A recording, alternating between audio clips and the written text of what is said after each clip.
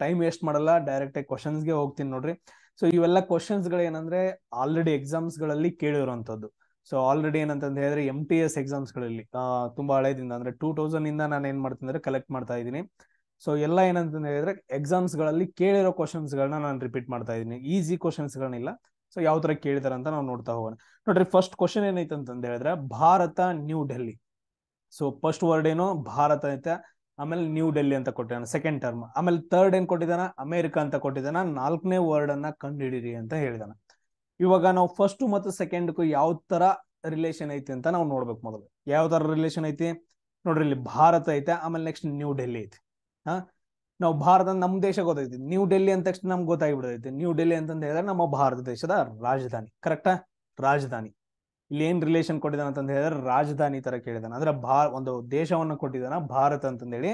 So ಅದರ ರಾಜಧಾನಿ ಏನಂತಂದ ಹೇಳಿದ್ರೆ ನೆಕ್ಸ್ಟ್ ಕೊಟ್ಟಿದ್ದಾನ. ಸೇಮ್ ಅದೇ ತರ ನೋಡ್ರಿ, ನೆಕ್ಸ್ಟ್ ಅಮೆರಿಕ ಅಂತ ಕೊಟ್ಟಿದ್ದಾನ.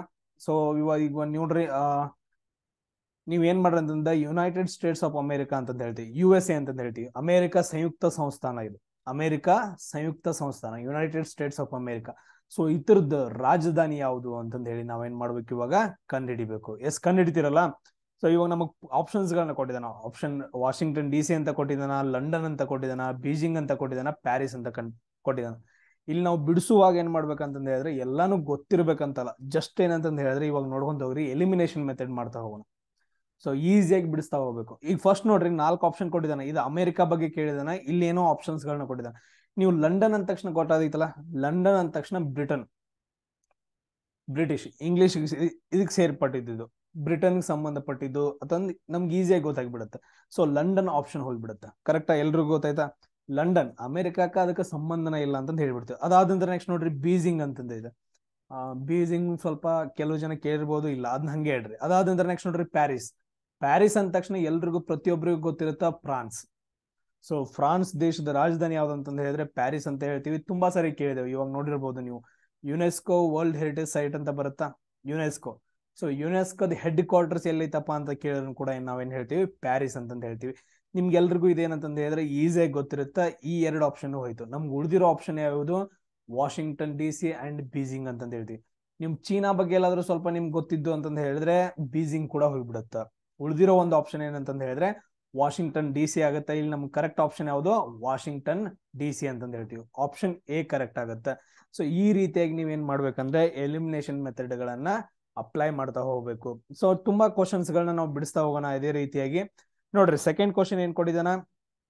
ಸೊ ನಿಮ್ಗೆ ಎಲ್ಲಾದ್ರೂ ಕನ್ನಡದಾಗ ಗೊತ್ತಾಗ್ಲಿ ಅಂದ್ರೆ ಮೇಲ್ಗಡೆ ಇಂಗ್ಲಿಷ್ ಅಲ್ಲಿ ಇರುತ್ತಾ, ಅದನ್ನ ಓದ್ಕೊಳ್ರಿ. ನೆಕ್ಸ್ಟ್ ಏನ್ ಕೊಟ್ಟಿದ್ದಾನ ಅಂತಂದ ಹೇಳಿದ್ರೆ ಭೂಮಿ ಅಂತ ಕೊಟ್ಟಿದ್ದಾನ. ಅರ್ತ್, ನಾವೇನೇನ್ ಜೀವಿಸ್ತಾ ಇದೀವಲ್ಲ, ಸೊ ಈ ಗ್ರಹ ಅಂತಂದ ಹೇಳ್ತೀವಿ. ಭೂಮಿ ಅನ್ನೋದೇನದು ಗ್ರಹ. ನೆಕ್ಸ್ಟ್ ಏನ್ ಕೊಟ್ಟಿದ್ದಾನೆ ಅಂತಂದ ಹೇಳಿದ್ರೆ ಸೂರ್ಯ ವ್ಯವಸ್ಥೆ ಅಂತ ಕೊಟ್ಟಿದ್ದಾನೆ. ಅಂದ್ರೆ ಸೋಲಾರ್ ಸಿಸ್ಟಮ್. ಅಂದ್ರೆ ನಾವು ಎಲ್ಲದೀವಿ ಇವಾಗ, ನಮ್ ಗ್ರಹ ಎಲ್ಲೈತಿ, ಸೋಲಾರ್ ಸಿಸ್ಟಮ್ ಒಳಗಡೆ ಐತೆ ನಮ್ ಗ್ರಹ. ಭೂಮಿ ಅನ್ನೋದೆಲ್ಲೈತಿ, ಸೋಲಾರ್ ಸಿಸ್ಟಮ್ ಒಳಗಡೆ ಐತೆ. ನೋಡ್ರಿ, ಸೋಲಾರ್ ಸಿಸ್ಟಮ್ ಅಲ್ಲಿ ಟೋಟಲ್ ಆಗಿ ಎಷ್ಟು ಗ್ರಹಗಳು ಬರ್ತಾವೋ ಅದನ್ನು ನೀವು ನೋಡ್ಕೊಬೇಕು. ಸೊ ನೋಡ್ರಿ, ಇಲ್ಲಿ ಸೂರ್ಯ ಆಯ್ತು ಅಂತಂದ ಹೇಳಿದ್ರೆ ನೆಕ್ಸ್ಟ್ ಬರೋ ಗ್ರಹ ಯಾವ್ದು ಅಂತಂದ ಹೇಳಿದ್ರೆ ಬುಧ ಗ್ರಹ ಅಂತಂದ ಹೇಳ್ತೀವಿ. ನೆಕ್ಸ್ಟ್ ಯಾವ್ದು ಬರುತ್ತಾ, ಶುಕ್ರ ಗ್ರಹ ಬರುತ್ತಾ. ಆಮೇಲೆ ನೆಕ್ಸ್ಟ್ ಯಾವ್ದು ಬರುತ್ತಾ, ಭೂಮಿ ಬರುತ್ತಾ. ಆಮೇಲೆ ನೆಕ್ಸ್ಟ್ ಮಂಗಳ ಗ್ರಹ ಬರುತ್ತಾ. ಆಮೇಲೆ ನೆಕ್ಸ್ಟ್ ಯಾವ್ದು, ಗುರು ಗ್ರಹ ಬರುತ್ತಾ. ಆಮೇಲೆ ಶನಿ ಗ್ರಹ, ಆಮೇಲೆ ಯುರೇನಸ್, ಆಮೇಲೆ ನೆಪ್ಚೂನ್. ಸೊ ಈ ತರ ಏನಂತಂದ ಹೇಳಿದ್ರೆ ಗ್ರಹಗಳು ಬರ್ತಾವ. ನಿಮ್ಗೆ ಏನಂತಂದ್ರೆ ಗ್ರಹಗಳ ಮೇಲೂ ಕೂಡ ಏನಂದ್ರೆ ಕ್ವಶನ್ಸ್ ಗಳನ್ನ ಕೇಳ್ಬಹುದು. ಅಂದ್ರೆ ಇದ್ರದ್ದು ಉಪಗ್ರಹಗಳು ಯಾವ್ಯಾವು, ಕರೆಕ್ಟ್ ಅಲ್ವಾ? ಸೊ ಯಾವ ಉಪಗ್ರಹಗಳು ಯಾವುದು, ಯಾವ್ದು ದೊಡ್ಡದು ಅಂತ ಕೇಳ್ತಾರ. ಇದ್ರ ಬಗ್ಗೆ ಏನಂತಂದ ಹೇಳಿದ್ರೆ ಸ್ವಲ್ಪ ನೀವೇನಾದ್ರು ನೋಡ್ಕೊಬೇಕು. ನೋಡ್ರಿ, ರೀಸೆಂಟ್ ಆಗಿ ಕ್ವಶನ್ ಏನ್ ಕೇಳಿದಾರೆ ಅಂತಂದ ಹೇಳಿದ್ರೆ ಅತಿ ಹೆಚ್ಚು ಉಪಗ್ರಹಗಳನ್ನ ಹೊಂದಿರುವ ಗ್ರಹ ಯಾವುದು ಅಂತ ಕೇಳಿದಾರೆ. ಸೊ ಅದನ್ನ ನೋಡ್ರಿ, ಇಲ್ಲಿ ನಾವು ನೋಡೋಣ. ಭೂಮಿ ಎಲ್ಲೈತೆ, ಸೂರ್ಯ ವ್ಯವಸ್ಥೆ ಒಳಗೈತೆ ಅಂತ ಕೊಟ್ಟಿದ್ದಾರೆ. ನೆಕ್ಸ್ಟ್ ಸೂರ್ಯ ಎಲ್ಲಿದಾನ ಅಂತ ಕೇಳಿದಾರೆ. ಸೂರ್ಯ ಎಲ್ಲಿದಾನ, ಸೂರ್ಯ ವ್ಯವಸ್ಥೆಯಲ್ಲೇ ಇದಾನ. ಬಟ್ ಆದ್ರೆ ಸೂರ್ಯ ಮತ್ತೆ ಅದ್ರ ಬೇರೆದ್ರೊಳಗಡೆ ಇದಾನ. ಭೂಮಿ ಸೂರ್ಯ ವ್ಯವಸ್ಥೆಯಲ್ಲಿದ್ರೆ ಸೂರ್ಯ ಎಲ್ಲಿದಾನ ಅಂತಂದ ಹೇಳಿ ನಮ್ಗೆ ಕ್ವಶನ್ ಕೇಳಿದಾರೆ. ಇಲ್ಲಿ ನಮ್ಗೆ ನೋಡ್ರಿ ಕರೆಕ್ಟ್ ಆಗಿ ನಾವು ನೋಡ್ತಾ ಹೋಗೋಣ. ವಿಶ್ವ ಅಂತಂದ ಐತೆ. ವಿಶ್ವ ಅಂತಂದ ಹೇಳಿದ್ರೆ ಎಲ್ಲ ಹಲವಾರು ಏನಂತಂದ ಹೇಳಿದ್ರೆ ಗ್ಯಾಲಕ್ಸಿಗಳನ್ನ ಸೇರ್ಬಿಟ್ಟಾಗತ್ತೆ. ಗ್ರಹ ಅಂತಂದ ಹೇಳಿದ್ರೆ ಸಿಂಪಲ್ ಒಂದು ನಮ್ದು ಭೂಮಿ ತರ, ಬುಧ ಗ್ರಹ ತರ. ಇದು ಅಂತಂದ ಆಗಂಗಿಲ್ಲ. ಸೊ ಇವೆರಡು ಆಪ್ಷನ್ ಏನಂತಂದ ಹೇಳಿದ್ರೆ ಹೋಗ್ಬಿಡ್ತಾವೆ. ಇನ್ನು ಉಳಿದಿರೋದು 2 ಆಪ್ಷನ್. ಸೂರ್ಯ ಎಲ್ಲಿದಾನ ಅಂತಂದ ಹೇಳಿದ್ರೆ ಮಿಲ್ಕಿ ವೇ ಒಳಗಡೆ ಇದಾನ. ಮಿಲ್ಕಿ ವೇ ಅನ್ನೋದೇನಿದು ನಮ್ಮ ಗ್ಯಾಲಕ್ಸಿಯ ಹೆಸರು. ನಮ್ಮ ಗ್ಯಾಲಕ್ಸಿಯ ಹೆಸರು ಯಾವ್ದೇನಂತಂದ ಹೇಳಿದ್ರೆ ಮಿಲ್ಕಿ ವೇ ಅಂತಂದ ಹೇಳಿದಾನೆ. ಬಟ್ ಅದ್ರ ನಮ್ಗೆ ಏನಂತಂದ ಹೇಳಿದ್ರೆ ಪರ್ಟಿಕ್ಯುಲರ್ ಆಗಿ ಕೇಳಿಲ್ಲ ಕ್ವಶನ್. ನಮ್ಗೆ ಏನಂತಂದ ಹೇಳಿದ್ರೆ ಜನರಲ್ ಆಗಿ ಥಿಂಕ್ ಮಾಡ್ಬೇಕು. ನಮ್ಮ ಆಪ್ಷನ್ ಏನ್ ಕರೆಕ್ಟ್ ಆಗತ್ತೆ ಅಂತಂದ ಹೇಳಿದ್ರೆ ಗ್ಯಾಲಕ್ಸಿ ಒಳಗಡೆ ಕರೆಕ್ಟ್ ಆಗತ್ತೆ. ನಾವೆಲ್ಲಿದೀವಿ? ಮನ್ಯಾಗದೀವಿ. ಮನಿ ಎಲ್ಲೈತಿ? ನಮ್ ಊರಾಗೈತಿ ಅಂದಂಗಿದು.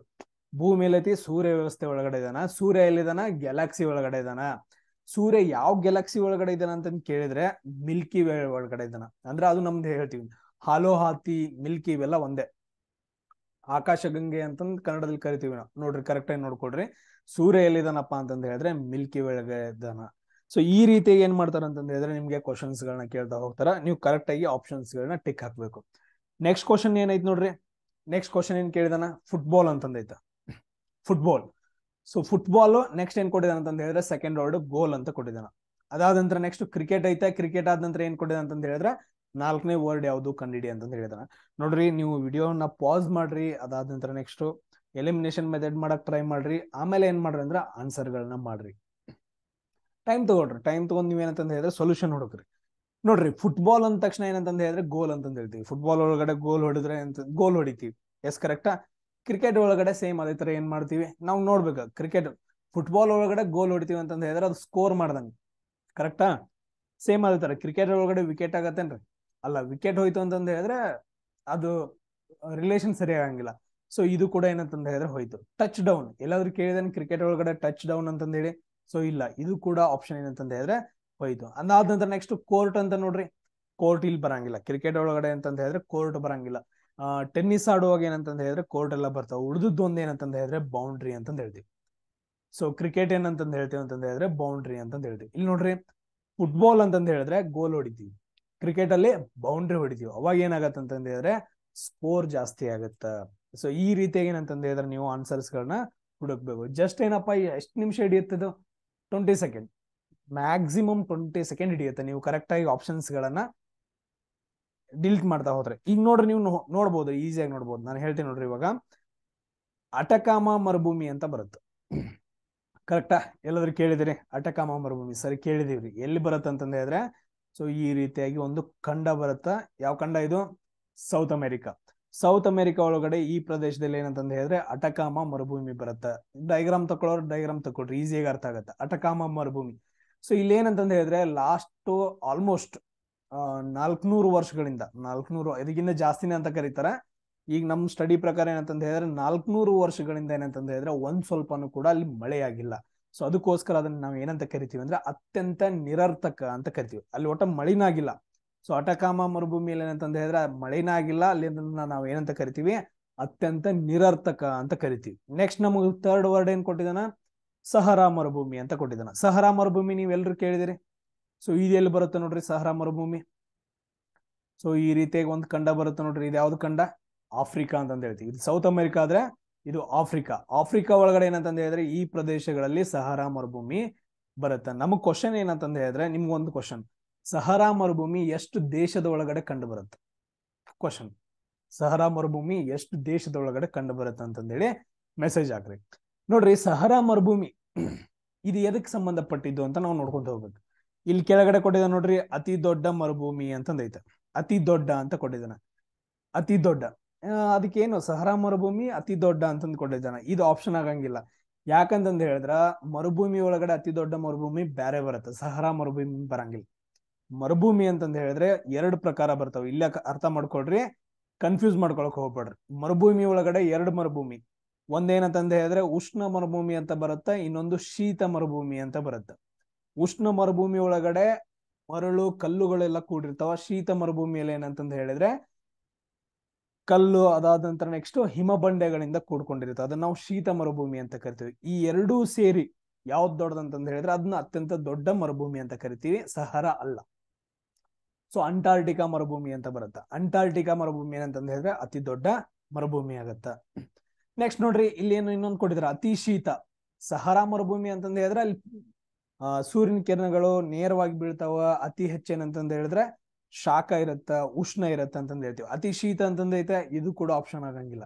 ಆಮೇಲೆ ಅತ್ಯಂತ ಗಾಳಿಯ ಪ್ರದೇಶ, ಇದು ಕೂಡ ಹಂಗಿಲ್ಲ. ಉಳಿದಿದ್ದು ಒಂದು ಆಪ್ಷನ್ ಏನಂತಂದ ಹೇಳಿದ್ರೆ ಉಷ್ಣ ಮರುಭೂಮಿ ಅಂತಂದ ಹೇಳಿ. ಅಲ್ಲಿ ಏನಂತಂದ ಹೇಳಿದ್ರೆ ಅತ್ಯಂತ ಉಷ್ಣ ಇರತ್ತ. ನಾವ್ ಅದು ಏನ್ ಹೇಳ್ತೀವಲ್ಲ ಅತ್ಯಂತ ದೊಡ್ಡ ಉಷ್ಣ ಮರುಭೂಮಿ ಅಂತ ಹೇಳ್ತೀವಿ. ಸಹರಾ ಮರುಭೂಮಿಗೆ ಏನಂತ ಹೇಳ್ತೀವಿ ಅಂದ್ರೆ ಅತ್ಯಂತ ದೊಡ್ಡ ಉಷ್ಣ ಮರುಭೂಮಿ ಅಂತಂದ್ ಹೇಳ್ತೀವಿ. ಸೊ ಇದೆಲ್ರಿಗೂ ಅರ್ಥ ಆಯ್ತಾ? ಸಹರಾ ಮರುಭೂಮಿ ಎಲ್ಲಿ ಕಂಡು ಬರುತ್ತಾ?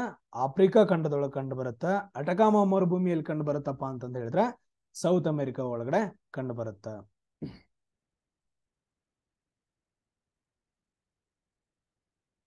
ಸೊ ನೆಕ್ಸ್ಟ್ ಕ್ವಶನ್ ನೋಡ್ರಿ. So COVID-19 ಅಂತಂದೈತೆ. ಎಲ್ರು ಏನಂತಂದ್ ಹೇಳಿದ್ರೆ 2-3 ವರ್ಷ COVID-19 ಅಂತಂದ್ ಹೇಳಿದ್ರೆ ಎಲ್ರು ಸಫರ್ ಆಗಿಬಿಟ್ಟಿದ್ದಾರೆ. ಸೊ COVID-19 ಅನ್ನ ನಾವ್ ಏನಂತ ಕರಿತೀವಿ? ಪ್ಯಾಂಡಮಿಕ್ ಅಂತ ಕರಿತೀವಿ. ಪ್ಯಾಂಡಮಿಕ್ ಅಂತಂದ್ ಹೇಳಿದ್ರೆ ಸೊ ವರ್ಲ್ಡ್ ವೈಡ್ ಎಲ್ಲಾ ಕಡೆ ಹರಡೋದು ಪ್ಯಾಂಡಮಿಕ್ ಅಂತಂದ್ ಹೇಳ್ತೀವಿ. COVID-19 ಏನಂತಂದ್ ಹೇಳಿದ್ರೆ ಪ್ಯಾಂಡಮಿಕ್ ಆದ್ರೆ ಜೀಕಾ ವೈರಸ್ ಇದು ಒಂದ್ ಏನಂತಂದ್ ಹೇಳಿದ್ರೆ ರೋಗ. ಇದು ಜೀಕಾ ವೈರಸ್ ಏನು ಅಂತಂದ್ ಕ್ವಶನ್ ಕೇಳಿದಾರೆ. ಎಸ್, ಸೊ ಅದು ಎಪಿಡೆಮಿಕ್ ಅಥವಾ ಔಟ್ ಬ್ರೇಕ್ ಅಥವಾ ಎಂಡೆಮಿಕ್ ಅಥವಾ ಕಂಟ್ಯಾಜಿಯನ್. ಸೊ ನೀವೇನ್ ಮಾಡ್ಬೇಕಂತಂದ್ ಹೇಳಿದ್ರೆ ಸರ್ಚ್ ಮಾಡಿ ಆನ್ಸರ್ ಅನ್ನ ಮಾಡ್ಬೇಕು. ಇದೇನಪ್ಪ ಅಂದ್ರೆ ನಿಮ್ಗೆ ಒಂದು ಹೋಮ್ ವರ್ಕ್. ಇದನ್ನ ಲಾಸ್ಟ್ ಇಯರ್ ಕೇಳಿದಾರಪ್ಪ. ಸೊ ಈ ಕ್ವಶನ್ ಅನ್ನ ಏನ್ ಮಾಡಿದಾರೆ ಅಂತಂದ್ ಹೇಳಿದ್ರೆ ಸೊ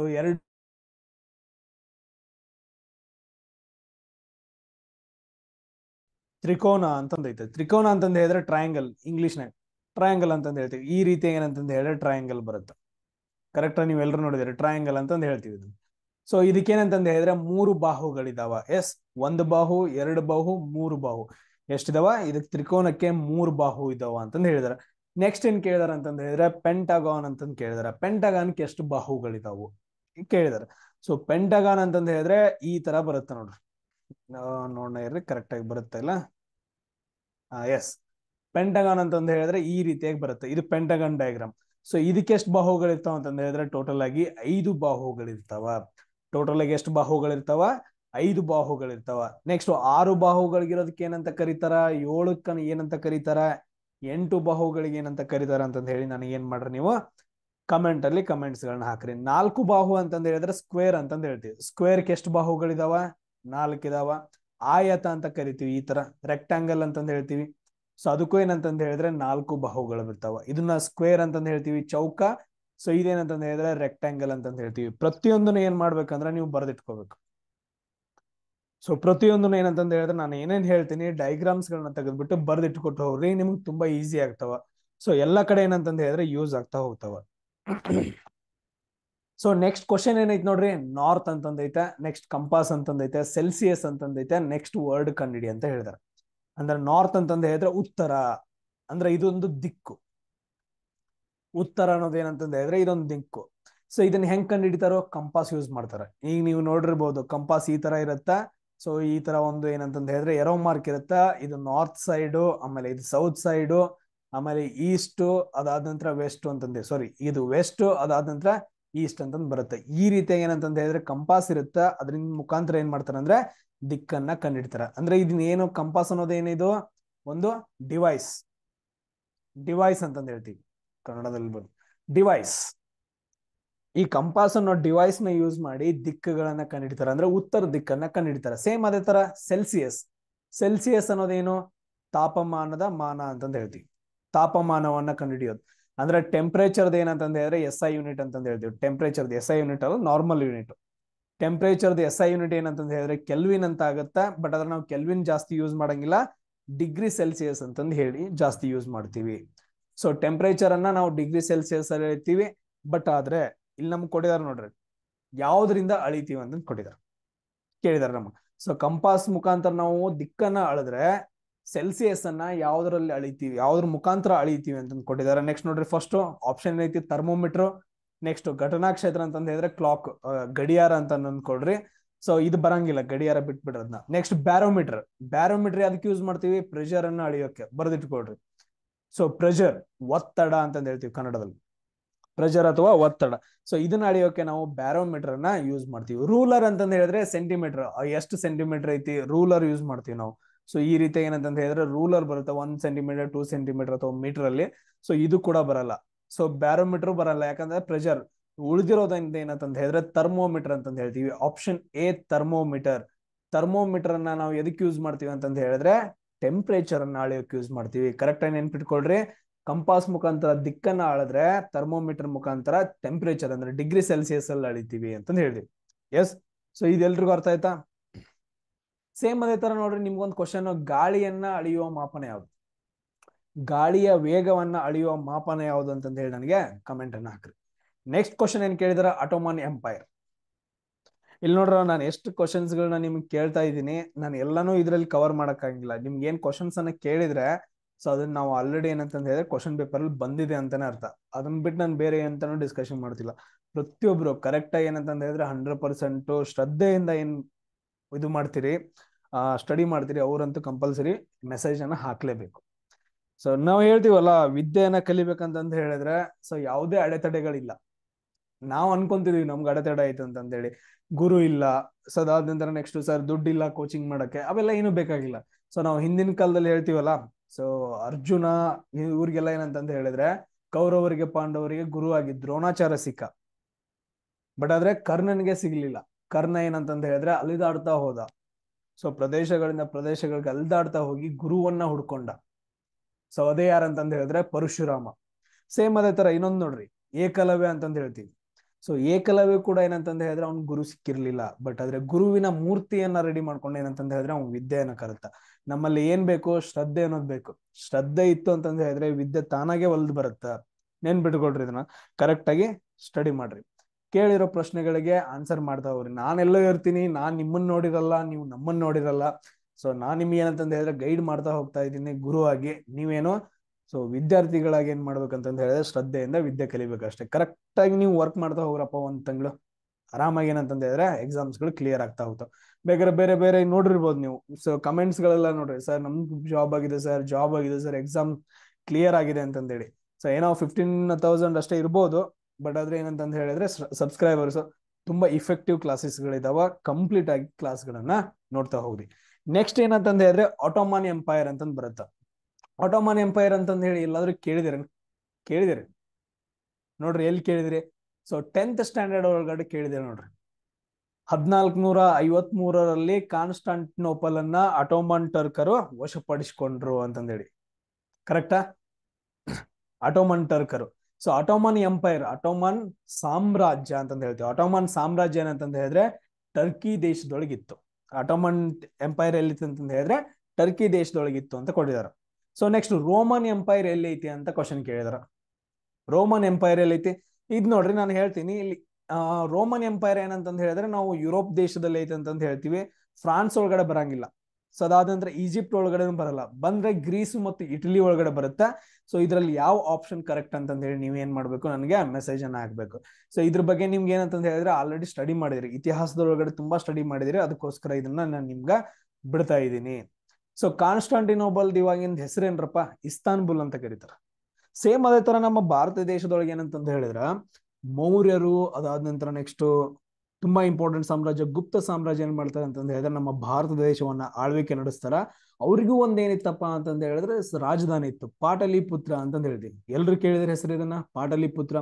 ಆಮೇಲೆ 250ರಲ್ಲಿ ಕ್ರಿಸ್ತ ಪೂರ್ವ 250ರಲ್ಲಿ ಅಶೋಕನು ಕೂಡ ಏನ್ ಮಾಡ್ತಾ ಅಂತಂದ ಹೇಳಿದ್ರೆ ಅಲ್ಲಿ 3ನೇ ಬೌದ್ಧ ಸಮ್ಮೇಳನವನ್ನ ಏರ್ಪಡಿಸ್ತಾನ. ಈ ರೀತಿಯಾಗಿ ಏನಂತಂದ ಹೇಳಿದ್ರೆ ಪಾಟಲಿಪುತ್ರದ ಇತಿಹಾಸ ಐತೆ, ದೊಡ್ಡ ಇತಿಹಾಸನ ಐತೆ. ಸೊ ಆ ಪಾಟಲಿಪುತ್ರದ ಇವಾಗಿನ ಹೆಸರೇನ?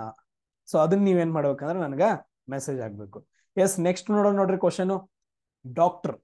ಸೊ ಡಾಕ್ಟರ್ ಅಂತ ಒಂದು ವರ್ಡ್ ಕೊಟ್ಟಿದ್ದಾನೆ. ನೆಕ್ಸ್ಟ್ ವರ್ಡ್ ಸ್ಟೆಥೋಸ್ಕೋಪ್ ಅಂತ ಕೊಟ್ಟಿದ್ದಾನೆ. ಸ್ಟೆಥೋಸ್ಕೋಪ್ ಅಂತ ಹೇಳ್ತೀವಿ, ಸಾರಿ, ಸ್ಟೆಥೋಸ್ಕೋಪ್.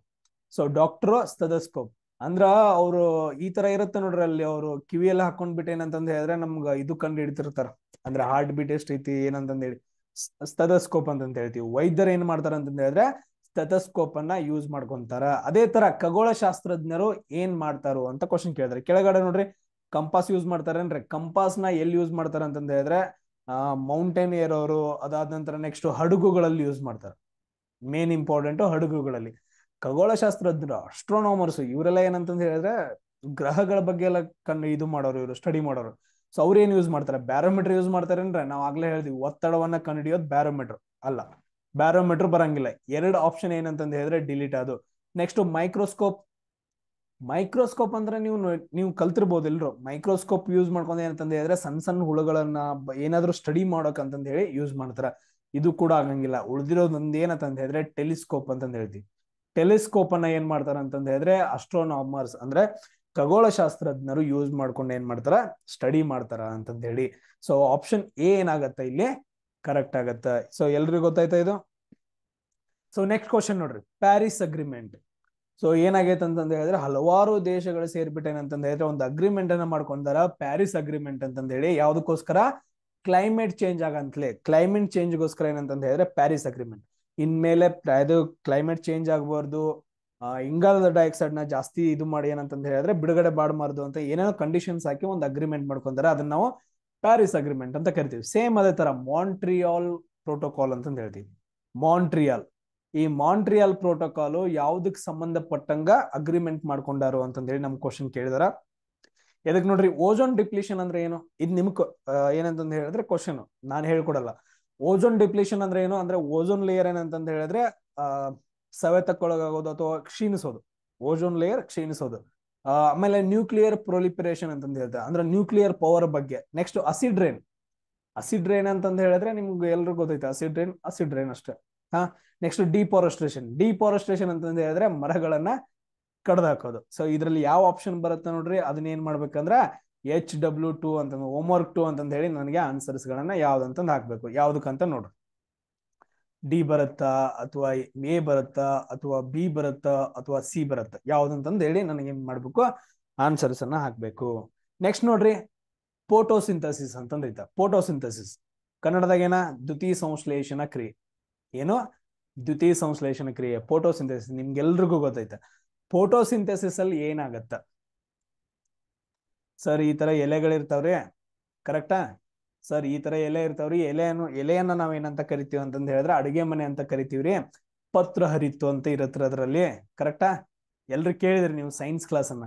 ಸರ್ ಪತ್ರ ಹರಿತ್ತು ಇರುತ್ತರಿ, ಪತ್ರ ಹರಿತ್ತು ಒಳಗಡೆ ಏನಂತಂದ ಹೇಳಿದ್ರೆ ಅಡಿಗೆ ರೆಡಿ ಆಗತ್ತರಿ. ಸೊ ಇಲ್ಲಿ ಹೆಂಗ್ ರೆಡಿ ಆಗತ್ತರಿ ಸರ್? ಹೊರಗಡೆ ಇರೋ ಕಾರ್ಬನ್ ಡೈಆಕ್ಸೈಡ್ ಅಂದ್ರೆ ಇಂಗಾಲದ ಡೈಆಕ್ಸೈಡ್ ಅಂದ್ರೆ ಗಿಡಗಳು ಯೂಸ್ ಮಾಡ್ಕೊತಾವ್ರಿ. ಆಮೇಲೆ ಸೂರ್ಯನ ಬಿಸಿಲನ್ನ ಯೂಸ್ ಮಾಡ್ಕೊಂತಾವ್ರಿ. ಇದನ್ನೆರಡು ಯೂಸ್ ಮಾಡ್ಕೊಂಡು ಏನ್ ಮಾಡ್ತಾವ್ರಿ, ಆಹಾರವನ್ನ ರೆಡಿ ಮಾಡ್ತಾವ್ರಿ. ಏನು? C6H12O6 ಅಂತಂದ ಹೇಳಿ ಒಂದು ಆಹಾರವನ್ನ ರೆಡಿ ಮಾಡ್ತಾವ್ರಿ. ಅದ್ರ ಜೊತೆಗೆ O2 ಅನ್ನ ಬಿಡುಗಡೆ ಮಾಡ್ತಾವ್ರಿ. O2 ಅಂತಂದ ಹೇಳಿದ್ರೆ ಏನು? ಆಕ್ಸಿಜನ್. O2 ಅಂತ ಏನಂತಂದ ಹೇಳಿದ್ರೆ ಆಕ್ಸಿಜನ್. ಫೋಟೋಸಿಂಥಸಿಸ್ ಕ್ರಿಯೆಯಲ್ಲಿ ಆಕ್ಸಿಜನ್ ಬಿಡುಗಡೆ ಆಗುತ್ತೆ. Next respiration. ಇದು ಶ್ವಸನ ಅಲ್ಲ, ರೆಸ್ಪಿರೇಷನ್ ಅಂತಂದ ಹೇಳಿದ್ರೆ ಶ್ವಾಸಕ್ರಿಯೆ ಅಂತ ಅಂದ್ಕೊಡ್ರಿ. ಶ್ವಾಸಕ್ರಿಯೆ, ರೆಸ್ಪಿರೇಷನ್ ಅಥವಾ ಉಸಿರಾಟ ಕ್ರಿಯೆ. ಸೊ ನಮ್ಮ ಉಸಿರಾಟ ಕ್ರಿಯೆಯಲ್ಲಿ ಏನ್ ಬಿಡುಗಡೆ ಆಗುತ್ತ? ಈಗ ನೋಡ್ರಿ, ನಾ ಒಳಗೆ ಏನ್ ತಗೊಳಕತ್ತೀನಿ? ಆಕ್ಸಿಜನ್ ತಗೊಳಕತ್ತೀನಿ. ಹೊರಗೆ ಏನ್ ಬಿಡಾಕತ್ತೀನಿ? ಇಂಗಾಲದ ಡೈಆಕ್ಸೈಡ್ ಅನ್ನ ಬಿಡಾಕತ್ತೀವಿ, ಅಂದ್ರೆ ಕಾರ್ಬನ್ ಡೈಆಕ್ಸೈಡ್. CO2 ಅಂತ ಬರ್ಕೊಡ್ರಿ, ಕಾರ್ಬನ್ ಡೈಆಕ್ಸೈಡ್. ಇವನು ಕೂಡ ಕ್ವಶನ್ಸ್ ಕೇಳಿದಾರ ಬೇರೆ ಬೇರೆ ಎಕ್ಸಾಮ್ಸ್ ಗಳಲ್ಲಿ. ನೀವು ಬರೀತಾ ಆರ್ಮಿ ಎಕ್ಸಾಮ್ಸ್ ಗಳಾಗಿರ್ಬೋದು, PC ಎಕ್ಸಾಮ್ಸ್ ಗಳಾಗಿರ್ಬೋದು. ಕಾರ್ಬನ್ ಡೈಆಕ್ಸೈಡ್ ಸಂಕೇತ CO2 ಅಂತಂದ ಹೇಳ್ತೀವಿ. ನೈಟ್ರೋಜನ್ ಅಂತಂದ ಹೇಳಿದ್ರೆ ಸಾರಜನಕ, N2 ಅಂತಂದ ಹೇಳ್ತೀವಿ. ಹೈಡ್ರೋಜನ್ ಅಂತಂದ ಹೇಳಿದ್ರೆ H2, ಜಲಜನಕ. ಹೀಲಿಯಂ ಅಂತಂದ ಹೇಳಿದ್ರೆ ಹೀಲಿಯಂ, HE. ಆ ಹೀಲಿಯಂ ಅನ್ನ ಎಲ್ಲಿ ಬಳಸ್ತಾರ ಅಂತಂದ ಹೇಳಿದ್ರೆ ಬಲೂನ್ ಗಳಲ್ಲಿ ಬಳಸ್ತಾರ. ನೆನ್ಪಿಟ್ಕೊಡ್ರಿ, ಹೀಲಿಯಂ ನ ಎಲ್ಲಿ ಬಳಸ್ತಾರ? ಬಲೂನ್ ಗಳಲ್ಲಿ ಬಳಸ್ತಾರ. ಹೈಡ್ರೋಜನ್ ಅನ್ನ ಎಲ್ಲಿ ಬಳಸ್ತಾರ ಅಂತಂದ ಹೇಳಿದ್ರೆ ರಾಕೆಟ್ ಇಂಧನಗಳಲ್ಲಿ. ರಾಕೆಟ್ಸ್ ಇರ್ತಾವಲ್ಲ, ರಾಕೆಟ್ ಬೇರೆ ಬೇರೆ ಗ್ರಹಗಳಿಗೆ ಉಡಾವಣೆ ಮಾಡ್ತಾರೆ. ರಾಕೆಟ್ ಗಳಲ್ಲಿ ಇಂಧನಗಳಾಗಿ ಹೈಡ್ರೋಜನ್ ಅನ್ನ ಇದು ಮಾಡ್ತಾರೆ, ಯೂಸ್ ಮಾಡ್ತಾರೆ. ನೈಟ್ರೋಜನ್ ಅನ್ನ ಎಲ್ಲಿ ಯೂಸ್ ಮಾಡ್ತಾರೆ ಅಂದ್ರೆ ಯೂರಿಯಾ ರೆಡಿ ಮಾಡಕ್. ನೀವೆಲ್ಲ ಹೊಲದಲ್ಲೆಲ್ಲ ಕೆಲಸ ಮಾಡೋರೆ ಗೊಬ್ಬರಗಳನ್ನ ಹಾಕ್ತಿರಲ್ಲ, ನೈಟ್ರೋಜನ್ ಅಲ್ಲಿ ಜಾಸ್ತಿ ಏನ್ ಮಾಡ್ತಾರೆ ಅಂತಂದ ಹೇಳಿದ್ರೆ ಅಂದ್ರೆ ಭೂಮಿಯ ಫಲವತ್ತತೆಯನ್ನ ಜಾಸ್ತಿ ಮಾಡಕ್ ಯೂಸ್ ಮಾಡುತ್ತೆ. ನೋಡ್ರಿ, ಸೈನ್ಸ್ ಕೂಡ ಕವರ್ ಆಗೈತಿ. ಎಲ್ಲಾನು ಒಂದ್ ಪಾಯಿಂಟ್ಸ್ ಗಳಾಗಿ ಬರೆದಿಟ್ಕೊಡ್ರ, ನಿಮ್ಮನ್ನ ಯಾರು ಹಿಡಿತಾರ ಕರೆಕ್ಟ್ ಆಗಿ ಸ್ಟಡಿ ಮಾಡಿದ್ರ. ನೆಕ್ಸ್ಟ್ ನೋಡ್ರಿ ಕ್ವಶನ್, ಆಂಡೆಸ್ ಪರ್ವತಗಳು. ಅಯ್ಯೋ ಸರ್ ಏನ್ರಿ ಇದ, ಎಲ್ಲೆಲ್ಲೋ ಏನೇನೋ ಕೇಳಾಕತ್ತೀರಿ. ಎಸ್, ಕೇಳಿರೋ ಕ್ವಶನ್ಸ್ ಗಳೇ ಆಂಡೆಸ್ ಪರ್ವತಗಳು ಅಂತ ಬರ್ತಾವ. ಇಲ್ಲಿ ನೋಡ್ರಿ, ಬೆಟರ್ ಒಂದ್ ಏನಂತಂದ ಹೇಳಿದ್ರೆ ಡಯಾಗ್ರಾಮ್ ಹಾಕೊಳ್ಳೋದಾದ್ರೆ ಡಯಾಗ್ರಾಮ್ ಹಾಕೊಳ್ರಿ. ಸೊ ನೋಡ್ರಿ, ಈ ತರ ಏನಂತಂದ ಹೇಳಿದ್ರೆ ಡಯಾಗ್ರಾಮ್ ಬರುತ್ತ. ನನ್ಗೂ ಅಷ್ಟೊಂದು ಪರ್ಫೆಕ್ಟ್ ಆಗಿ ಬರಾಕತ್ತಿಲ್ಲ. ಸೊ ಈ ರೀತಿಯಾಗಿ. ಆಮೇಲೆ ಕೆಳಗಡೆ ಒಂದ್ ಏನಂತಂದ ಹೇಳಿದ್ರೆ ಕಂಟ್ರಿ, ಇದು ಖಂಡ ಬರುತ್ತೆ, ಖಂಡ. ಸೊ ಇದೇನಂತಂದ ಹೇಳಿದ್ರೆ ಉತ್ತರ ಅಮೆರಿಕ.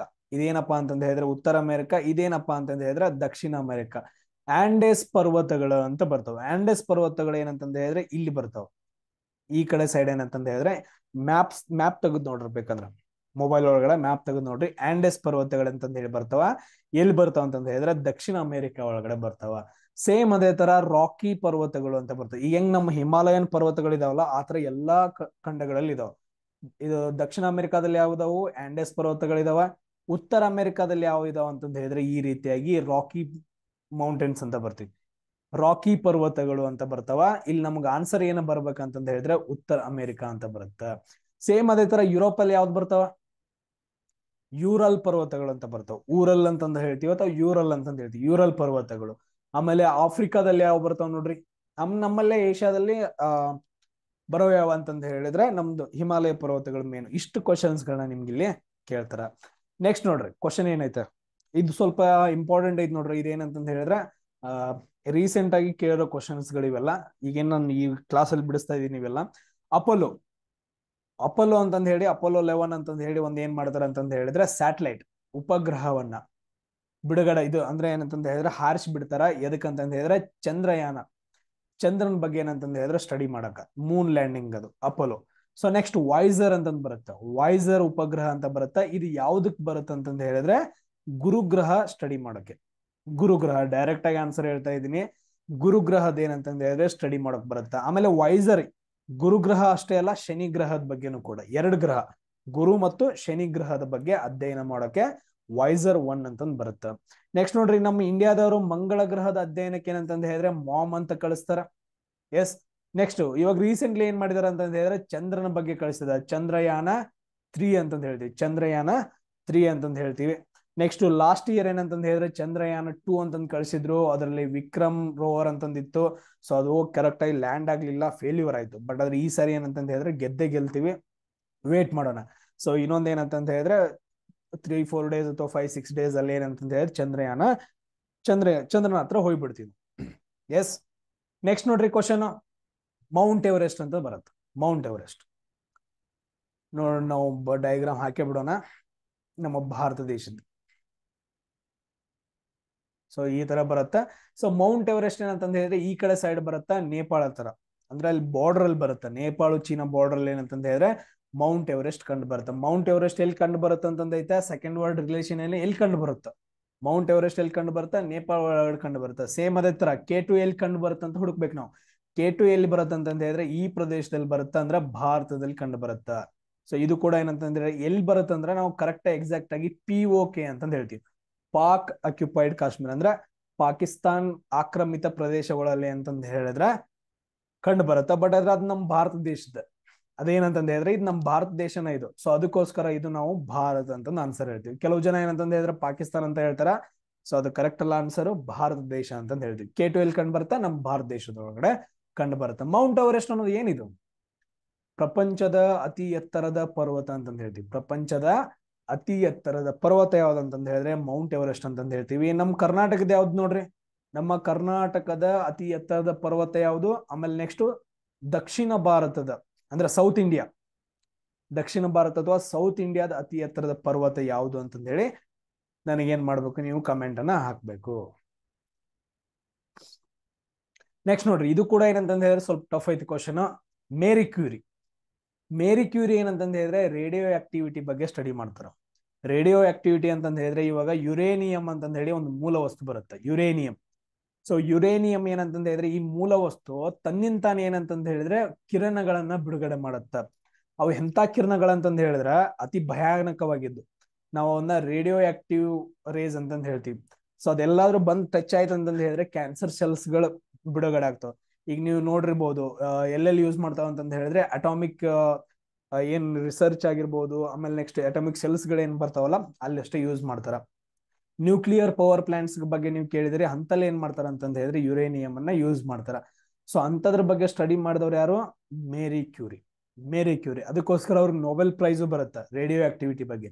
ನೆಕ್ಸ್ಟ್ ಅದೇ ತರ ಸೇಮ್ ಜೇಮ್ಸ್ ಕ್ಲಾರ್ಕ್ ಮ್ಯಾಕ್ಸ್ವೆಲ್, ಇವ್ರು ಯಾವ್ದ್ರ ಬಗ್ಗೆ ಸ್ಟಡಿ ಮಾಡ್ತಾರ ಅಂತಂದೈತೆ, ಪರಮಾಣು ಸಿದ್ಧಾಂತ ಬಗ್ಗೆ ಅಲ್ಲ, ಕ್ವಾಂಟಮ್ ಮೆಕ್ಯಾನಿಕ್ಸ್ ಅಲ್ಲ, ಥಿಯರಿ ಆಫ್ ರಿಲೇಟಿವಿಟಿ ಯಾರಂತಂದ ಹೇಳಿದ್ರೆ ಆಲ್ಬರ್ಟ್ ಐನ್ಸ್ಟೈನ್. ಯಾರಪ್ಪ ಅಂತಂದ ಹೇಳಿದ್ರೆ ಆಲ್ಬರ್ಟ್ ಐನ್ಸ್ಟೈನ್ ಅವ್ರು ಏನ್ ಮಾಡ್ತಾರೆ ಅಂದ್ರೆ ಥಿಯರಿ ಆಫ್ ರಿಲೇಟಿವಿಟಿ ಇದು ಮಾಡ್ತಾರ. Next quantum mechanics, atomic theory ಅವೆಲ್ಲ ಡಿಫ್ರೆಂಟ್ ಆಗಿ ಬರ್ತಾವ. ಇಲ್ಲಿ ಏನಂತಂದ ಹೇಳಿದ್ರೆ ಇಲೆಕ್ಟ್ರೋಮ್ಯಾಗ್ನೆಟಿಸಮ್, ವಿದ್ಯುತ್ ಚುಂಬನ ಶಾಸ್ತ್ರ ಅಲ್ಲ, ಅದು ಟೈಪ್ ಮಿಸ್ ಆಗೈತೆ. ಇಲೆಕ್ಟ್ರೋಮ್ಯಾಗ್ನೆಟಿಸಮ್ ಅಂತಂದ್ರೆ ಮ್ಯಾಕ್ಸ್ವೆಲ್ ಅವರು ವರ್ಕ್ ಮಾಡ್ತಾರ. ಹಂಗಂದ್ರೆ ಏನು, ನೀವು ಆಲ್ರೆಡಿ ಸ್ಟಡಿ ಮಾಡಿದಿರಿ, ಆಲ್ರೆಡಿ ಕಲ್ತಿದಿರಿ ಕೂಡ. ಈಗ ನೀವು ನೋಡಿರ್ಬೋದು ಒಂದು ಡೈನಮೋ ಇರುತ್ತ, ಸಣ್ಣ ಗಾಡಿಗಳಲ್ಲೆಲ್ಲ ಬರುತ್ತೆ, ನೀವು ಅದನ್ನೆಲ್ಲ ಹುಚ್ಚೆಲ್ಲ ನೋಡಿರ್ಬೋದು. ಸೈಡ್ಗೆ ಏನಂತಂದ ಹೇಳಿದ್ರೆ ಈ ರೀತಿಯಾಗಿ ಅಯಸ್ಕಾಂತಗಳು ಇರ್ತಾವ. ಸೊ ಅದನ್ನ ನಾನು ಕರೆಕ್ಟ್ ಆಗಿ ಡಯಾಗ್ರಾಮ್ ಹಾಕ್ತೀನಿ ನೋಡ್ರಿ. ಈ ತರ ಏನಂತಂದ ಹೇಳಿದ್ರೆ ಅಯಸ್ಕಾಂತಗಳು ಇರ್ತಾವ. ಸೊ ಅದ್ರ ಒಳಗಡೆ ಏನಂತಂದ ಹೇಳಿದ್ರೆ ವೈರ್ ಸುತ್ತಿರೋದು ಒಂದ್ ಏನಂತಂದ ಹೇಳಿದ್ರೆ ಒಂದ್ ಇದು ಇರುತ್ತೆ. ಆಮೇಲೆ ಜಸ್ಟ್ ಏನಾದ್ರು ಸ್ವಲ್ಪ ಇದು ಟಚ್ ಮಾಡ್ರಿ ಅಂತಂದ ಹೇಳಿದ್ರೆ ಅದು ತಿರ್ಗಕ್ ಸ್ಟಾರ್ಟ್ ಆಗುತ್ತೆ. ಸೊ ಇಂಥದ್ದೇನಂತಂದ ಹೇಳಿದ್ರೆ ಒಂದು ಸ್ಟಡಿ ಬರುತ್ತೆ ಇಲೆಕ್ಟ್ರೋಮ್ಯಾಗ್ನೆಟಿಸಮ್, ಅಂದ್ರೆ ಮ್ಯಾಗ್ನೆಟಿಕ್ ರೇಸ್ ಏನಂತಂದ ಹೇಳಿದ್ರೆ ಬಿಡುಗಡೆ ಆಗಿ ಅಲ್ಲಿ ಇಲೆಕ್ಟ್ರಿಕ್ ಫೀಲ್ಡ್ ಏನಂತಂದ ಹೇಳಿದ್ರೆ ರೆಡಿ ಆಗತ್ತೆ. ಸೊ ಅದು ಏನಂತಂದ ಹೇಳಿದ್ರೆ ನಾವು ಇಲೆಕ್ಟ್ರೋಮ್ಯಾಗ್ನೆಟಿಸಮ್ ಅಂತ ಹೇಳ್ತೀವಿ. ಅದ್ರ ಬಗ್ಗೆ ಸ್ಟಡಿ ಮಾಡಿದವ್ರು ಯಾರಂತಂದ ಹೇಳಿದ್ರೆ ಮ್ಯಾಕ್ಸ್ವೆಲ್. ನೆಕ್ಸ್ಟ್ ನೋಡ್ರಿ ಕ್ವಶನ್, ತಾಜ್ ಮಹಲ್. ತಾಜ್ ಮಹಲ್ ಯಾರು ಕಟ್ತಾರ ಅಂತಂದ ಹೇಳಿದ್ರೆ ಶಹಜಹಾನ್ ಕಟ್ತಾನ. ತಾಜ್ ಮಹಲ್ ಯಾರು ಕಟ್ತಾರ ಅಂತಂದ ಹೇಳಿದ್ರೆ ಶಹಜಹಾನ್. ಅದೇ ತರ ಗ್ರೇಟ್ ವಾಲ್ ಆಫ್ ಚೀನಾ ಯಾರು ಕಟ್ತಾರ ಅಂತಂದೈತೆ, ಯಾರಂತಂದ ಹೇಳಿದ್ರೆ ಇಲ್ಲಿ ಚಿನ್ ಶಿ ಹುವಾಂಗ್ ಅಂತಂದ್ ಬರುತ್ತೆ. ಚಿನ್ ಶಿ ಹುವಾಂಗ್ ಅಂತಂದೈತೆ ಅದು, ಹುವಾಂಗ್. ಚಿನ್ ಶಿ ಹುವಾಂಗ್ ಅವ್ರು ಏನ್ ಮಾಡ್ತಾರ ಅಂತಂದ ಹೇಳಿದ್ರೆ ಗ್ರೇಟ್ ವಾಲ್ ನ ಕಟ್ತಾರ. ಸೇಮ್ ಅದೇ ತರ ನೋಡ್ರಿ ನೆಕ್ಸ್ಟ್ ಇನ್ನೊಂದು ಕ್ವಶನ್, ನವೋದಯ ಕಾಲ ಅಂತ ಬರುತ್ತ. ಸೊ ಅದು ಎಲ್ಲಿ ಬರುತ್ತೆ ಅಂತಂದ ಹೇಳಿದ್ರೆ ರಿನೈಸನ್ಸ್ ಅಂತ ಬರುತ್ತೆ. ಇದೇನಂತಂದ ಹೇಳಿದ್ರೆ ನವೋದಯ ಕಾಲ ಅಂತಂದ ಹೇಳಿದ್ರೆ ಚೇಂಜಸ್ ಆಗೋದು. ಈಗ ನಾವ್ ಹೇಳ್ತೀವಲ್ಲ, ನಮ್ಮಲ್ಲಿ ಬ್ರಿಟಿಷರ ಆಳ್ವಿಕೆ ನಡೆಸಿದ್ರು, ಅದಾದ ನಂತರ ನೆಕ್ಸ್ಟ್ ಆಧುನಿಕ ಭಾರತದ ಒಳಗಡೆ ಏನಂತಂದ ಹೇಳಿದ್ರೆ ಹಲವಾರು ಚಳವಳಿಗಳಾಗ್ತಾವ, ನಮ್ಗೆ ಸ್ವತಂತ್ರ ಸಿಗುತ್ತ. ಏನಂತಂದ ಹೇಳಿದ್ರೆ ಒಂದು ಕಾಲ ಚೇಂಜಸ್ ಆಗತ್ತೆ, ಅದನ್ನ ನಾವು ನವೋದಯ ಕಾಲ ಅಂತಂದ ಹೇಳ್ತೀವಿ. ಅಲ್ಲಿ ಏನಂತಂದ ಹೇಳಿದ್ರೆ ತುಂಬಾ ಕ್ರಾಂತಿಗಳಾಗ್ತಾವ. ಸಿಂಪಲ್ ಆಗಿ ಹೇಳ್ಬೇಕಂತಂದ ಹೇಳಿದ್ರೆ ಕ್ರಾಂತಿಗಳಾಗ್ತಾವ. ಸೊ ಅದು ಎಲ್ಲಿ ಕಂಡು ಬರುತ್ತೆ ಅಂತಂದ ಹೇಳಿದ್ರೆ ಯುರೋಪ್ ಒಳಗಡೆ. ನಮ್ಮಲ್ಲೇ ಗುಪ್ತ ಯುಗ ಕಂಡು ಬರ್ತಾವ, ಅಂದ್ರೆ ಇತಿಹಾಸದೊಳಗಡೆ ಸುವರ್ಣ ಯುಗ ಅಂತಂದ ಹೇಳ್ತೀವಿ. ಗುಪ್ತ ಯುಗವನ್ನ, ಗುಪ್ತ ಸಾಮ್ರಾಜ್ಯ ಏನ ಆಳ್ವಿಕೆ ನಡೆಸ್ತಾ ಇತ್ತಲ್ಲ ಆ ಯುಗವನ್ನ ಗುಪ್ತ ಯುಗ ಅಂತ ಕರಿತೀವಿ. ಸೊ ಅದ್ ಎಲ್ಲಿ ಕಂಡು ಬರುತ್ತೆ ಅಂದ್ರೆ ನಮ್ಮ ಭಾರತ ದೇಶದೊಳಗಡೆ ಕಂಡು ಬರುತ್ತೆ. ಈ ರೀತಿಯಾಗಿ ಏನಪ್ಪಾ ಅಂತಂದ ಹೇಳಿದ್ರೆ ನಿಮ್ಗೆ ಕ್ವಶನ್ಸ್ ಗಳನ್ನ ಕೇಳಿದಾರ. ನೆಕ್ಸ್ಟ್ ನೋಡ್ರಿ, ಇದ್ ನಿಮ್ಗೆ ಏನಪ್ಪಾ ಅಂತಂದ ಹೇಳಿದ್ರೆ ಹೋಮ್ ವರ್ಕ್ ಆಗತ್ತ. ಹೋಮ್ ವರ್ಕ್ ನಂಬರ್ 3 ಅಲ್ವಾ? ಎಸ್. ಸೊ ಕ್ರಿಕೆಟ್ ಅಂತಂದ ಹೇಳಿದ್ರೆ LBW ಅಂತಂತ ಹೇಳ್ತೀವಿ. ಟೆನ್ನಿಸ್ ಅಂತಂದ ಹೇಳಿದ್ರೆ ಏನಂತ ಹೇಳ್ತೀವಿ ನೋಡ್ರಿ? Love, ace, deuce, service. ಇದು ಯಾವ್ದಂತ ನೋಡ್ರಿ, ಯಾವ ಆಪ್ಷನ್ ಅಂತಂದ ಹೇಳಿ ನನಗೆ ನೀವು ಹಾಕ್ಬೇಕು, ಮೆಸೇಜ್ ಅನ್ನ ಹಾಕ್ಬೇಕು. ನೆಕ್ಸ್ಟ್ ನೋಡ್ರಿ ಲಾಸ್ಟ್ ಕ್ವಶನ್. ಸೊ ಈ ವಿಡಿಯೋದಲ್ಲಿ ಏನಪ್ಪಾ ಅಂತಂದ ಹೇಳಿದ್ರೆ ಲಾಸ್ಟ್ ಕ್ವಶನ್, ವಿಕ್ಟೋರಿಯಾ ಸರೋವರ. ವಿಕ್ಟೋರಿಯಾ ಸರೋವರ ಅಂತಂದ್ ಕೊಟ್ಟಿದಾರ. ನೆಕ್ಸ್ಟ್ ಆಫ್ರಿಕಾ ಅಂತ ಕೊಟ್ಟಿದಾರ. ಅಂದ್ರೆ ಸೊ ಆಫ್ರಿಕಾ ಅನ್ನೋದು ಒಂದು ಖಂಡ. ಅಂದ್ರೆ ವಿಕ್ಟೋರಿಯಾ ಸರೋವರ ಎಲ್ಲಿ ಕಂಡು ಬರುತ್ತೆ? ಆಫ್ರಿಕಾ ಖಂಡ ಒಳಗಡೆ ಕಂಡು ಬರುತ್ತೆ. ವಿಕ್ಟೋರಿಯಾ ಸರೋವರ ಏನ್ ಕಂಡು ಬರುತ್ತೆ ಅಂತಂದ ಹೇಳಿದ್ರೆ ಆಫ್ರಿಕಾದೊಳಗಡೆ ಕಂಡು ಬರುತ್ತೆ. ಸೇಮ್ ಅದೇ ತರ ಸುಪೀರಿಯರ್ ಸರೋವರ ಎಲ್ಲಿ ಕಂಡು ಬರುತ್ತೆ ಅಂತ ಕ್ವಶನ್ ಕೇಳಿದ್ರೆ, ಯಾವ ಖಂಡದೊಳಗಡೆ ಕಂಡು ಬರುತ್ತೆ? ಉತ್ತರ ಅಮೆರಿಕಾದೊಳಗಡೆ ಕಂಡು ಬರುತ್ತೆ ಸುಪೀರಿಯರ್ ಸರೋವರ. ನಾವು ಆಗ್ಲೇ ಡೈಗ್ರಾಮ್ ಹಾಕಿದ್ವಿ ನೋಡ್ರಿ, ಈ ತರ ಏನಂತಂದ ಹೇಳಿದ್ರೆ ಡೈಗ್ರಾಮ್ ಹಾಕಿದ್ವಿ. ಸೊ ಈ ರೀತಿ ಏನಂತಂದ ಹೇಳಿದ್ರೆ ಡೈಗ್ರಾಮ್ ಹಾಕಿದ್ವಲ್ಲ, ಈ ಪ್ರದೇಶದಲ್ಲಿ ಏನಂತ ಹೇಳಿದ್ರೆ ಸುಪೀರಿಯರ್ ಸರೋವರ ಕಂಡು ಬರುತ್ತಾ. ತುಂಬಾ ಇಂಪಾರ್ಟೆಂಟ್ ಸುಪೀರಿಯರ್. ಯಾಕೆ ಇಂಪಾರ್ಟೆಂಟ್ ಏನಂತಂದ ಹೇಳಿದ್ರೆ ಫ್ರೆಶ್ ವಾಟರ್ ಲೇಕ್ ಅಂತಂದ ಹೇಳ್ತೀವಿ. ಸಿಹಿ ನೀರಿನ ಸರೋವರ, ಫ್ರೆಶ್ ವಾಟರ್ ಎರಡು ಬರ್ಕೊಡ್ರಿ, ಇಂಗ್ಲಿಷ್ ಅಂಡ್ ಹಿಂದಿ, ಸಾರಿ ಕನ್ನಡ. ಸಿಹಿ ನೀರಿನ ಸರೋವರ ಅಂತಂದ ಹೇಳ್ತೀವಿ. ಅತಿ ದೊಡ್ಡ ಫ್ರೆಶ್ ವಾಟರ್ ಲೇಕ್ ಅಥವಾ ಸಿಹಿ ನೀರಿನ ಸರೋವರ ಯಾವ್ದು ಅಂತಂದ ಹೇಳಿದ್ರೆ ಸುಪೀರಿಯರ್ ಸರೋವರ ಆಗತ್ತ. ಅತಿ ದೊಡ್ಡ ಸರೋವರ ಯಾವುದು? ಅತಿ ದೊಡ್ಡ ಸರೋವರ ಯಾವ್ದಂತಂದ ಹೇಳಿದ್ರೆ ಕ್ಯಾಸ್ಪಿಯನ್ ಸಮುದ್ರ ಅಂತಂದ ಹೇಳ್ತೀವಿ. ಕ್ಯಾಸ್ಪಿಯನ್ ಸಮುದ್ರವನ್ನ ಅತಿ ದೊಡ್ಡ ಸರೋವರ ಅಂತಂದ ಹೇಳ್ತೀವಿ. ಅತಿ ದೊಡ್ಡ ಸಿಹಿ ನೀರಿನ ಸರೋವರ ಯಾವ್ದಂತಂದ ಹೇಳಿದ್ರೆ ಸುಪೀರಿಯರ್ ಅಂತಂದ ಹೇಳ್ತೀವಿ. ಸೇಮ್ ಅದೇ ತರ ನಮ್ಮ ಭಾರತ ದೇಶದಲ್ಲಿ ಅತಿ ದೊಡ್ಡ ಸರೋವರ ಯಾವುದು ಅಂತ ಹೇಳಿ ನೀವು ನನಗೆ ಏನ್ ಮಾಡ್ಬೇಕು? ಆ ಮೆಸೇಜ್ ಅನ್ನ ಹಾಕ್ಬೇಕು. ನೋಡ್ರಿ ಎಲ್ಲಾನು ಕ್ವಶನ್ಸ್ ಗಳು ಇದ್ರಲ್ಲಿ ಏನಂತಂದ ಹೇಳಿದ್ರೆ ಆಲ್ಮೋಸ್ಟ್ ಕವರ್ ಆಗಿದಾವ. ಸೊ ಎಲ್ರಿಗೂ ಈಸಿಯಾಗಿ ಅರ್ಥ ಆಗೈತೆ ಅಂತ ಅನ್ಕೊಂತೀನಿ. ಈ ಟಾಪಿಕ್ ನ ಏನಂತಂದ ಹೇಳಿದ್ರೆ ಒಂದ್ ಕಡೆ ಬರ್ದಿಟ್ಕೊಂಡು ಎಲ್ಲಾ ನೋಟ್ಸ್ ಮಾಡ್ಕೊಳ್ರಿ. ರಿಪೀಟ್ ಆಗಿ ಒಂದ್ 2-3 ಸರಿ ವಿಡಿಯೋವನ್ನ ನೋಡ್ರಿ. ನೀವು ಬರ್ಕೊಂಡಿರೋದು ಓದ್ರಿ. ಗೊತ್ತಾಗ್ಲಿಲ್ಲ ಅಂದ್ರೆ ಮತ್ತೆ ವಿಡಿಯೋವನ್ನ ನೋಡ್ರಿ. ಈ ಟಾಪಿಕ್ ನ ಕಂಪ್ಲೀಟ್ ಆಗಿ ಕವರ್ ಮಾಡ್ಕೊಂಡ್ರಿ ಅಂತಂದ ಹೇಳಿದ್ರೆ ನಿಮ್ಗೆ 1 ಮಾರ್ಕ್ಸ್ ಅಥವಾ 2, ಅಂದ್ರೆ ಮಾರ್ಕ್ಸ್ ಗಳ ಬಗ್ಗೆ ಮಾತಾಡೋದು ಬೇಡ, ಒಂದು ಕ್ವಶನ್ ಕಂಪ್ಲೀಟ್ ಆಗಿ ನೀವ್ ಏನ್ ಮಾಡ್ತೀರಿ ಅಂದ್ರೆ ಕರೆಕ್ಟ್ ಆಗಿ ಆನ್ಸರ್ ಅನ್ನ ಮಾಡ್ತೀರಿ. ಜಸ್ಟ್ ಎಷ್ಟು 30 ಮಿನಿಟ್ಸ್. ಫಸ್ಟ್ ವಿಡಿಯೋ ಎಷ್ಟೈತೆ? ಒಂದು 13 ನಿಮಿಷ ಐತೆ. ಈ ವಿಡಿಯೋ ಒಂದು 15 ನಿಮಿಷ ಆಗಿರ್ಬೋದು. ಎಷ್ಟಾಗಿದೆ ಅಂತ ನಂಗೂ ಗೊತ್ತಿಲ್ಲ. ಒಂದು 15 ನಿಮಿಷ ಅಂದ್ರೆ ಟೋಟಲ್ ಆಗಿ 30 ಮಿನಿಟ್ಸ್ ವಿಡಿಯೋ ಕರೆಕ್ಟ್ ಆಗಿ ನೋಡ್ರಿ ಅಂತಂದ ಹೇಳಿದ್ರೆ ನಿಮ್ಗೆ ಒಂದು ಕ್ವಶನ್ ಅನ್ನ ಆರಾಮಾಗಿ ನೀವು ಕರೆಕ್ಟ್ ಆಗಿ ಮಾಡ್ಬೋದು. ನಾನು ಕೇಳಿರೋ ಕ್ವಶನ್ಸ್ಗೆಲ್ಲ ಆನ್ಸರ್ ಮಾಡಿದ್ರೆ. ಎಸ್.